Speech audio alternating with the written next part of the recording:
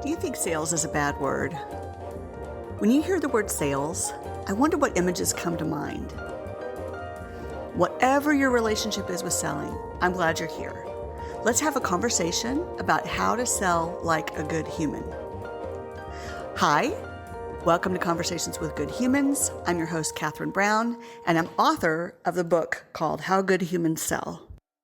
Today I'm going to talk with you about what is a revenue generating activity and what is a non-revenue generating activity.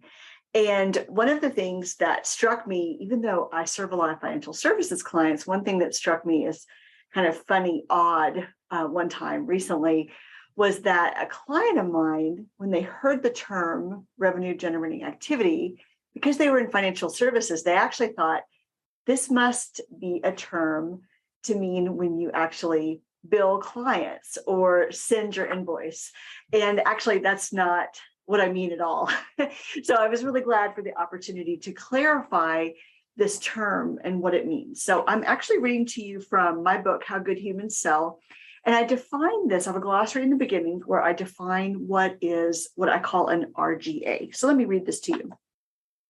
RGAs are tasks that generate leads or further qualify a prospect for a sales conversation, whether the purpose is to set up the first sales conversation or to further qualify the prospect. RGAs include phone calls, digital outreach like emails or direct messages, text messages, handwritten or printed notes. Non-RGA activities are actions that might be necessary for your job overall, but these actions do not directly correlate to increasing revenue or closing a sale.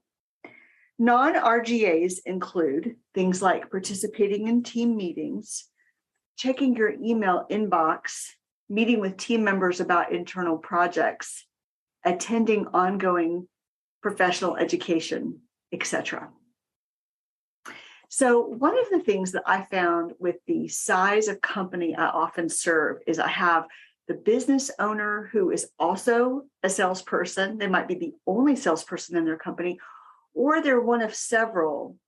And what I've learned is that people are just wearing so many hats that my typical client is not one that has a huge sales force with dedicated sales development reps who book and qualify meetings for account managers.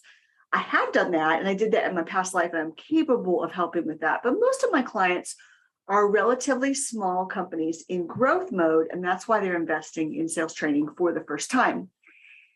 These salespeople are doing their initiating. They are holding marketing calls, which are meetings with people where the lead's barely qualified.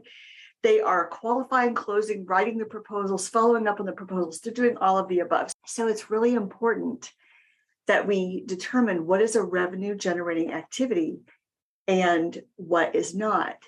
What I do to make sure that this type of work, which I call top of funnel, the stuff coming in the top, so I have enough to work on and I have enough business to close, I schedule time to do those revenue generating activities every single day on my calendar.